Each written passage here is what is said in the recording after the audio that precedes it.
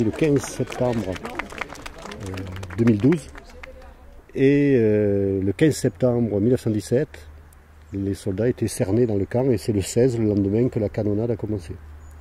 Le 19, les derniers mutés se sont rendus. Mais ils sont rendus sans jamais renoncer à leurs exigences, refus de retourner au front et rapatriement en Russie. Ces hommes se retrouvent dans cette situation car depuis des mois, ils s'obstinaient à ne plus vouloir faire la guerre sur le front français, où ils avaient été envoyés dans le cadre d'un accord entre les autorités politiques françaises et le tsar Nicolas II. Vous le verrez, nous avons fait graver dans le bronze « À bas la guerre ».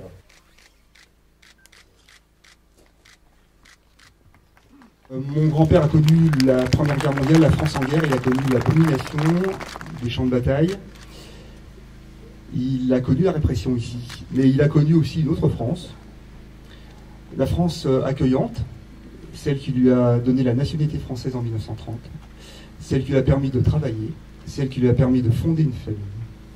Et je voudrais vraiment pour terminer au souvenir de mon grand-père et peut-être aussi des mutins, ses camarades mutins, que ce soit ce visage de cette France-là qui soit associé à son souvenir. Je vous remercie.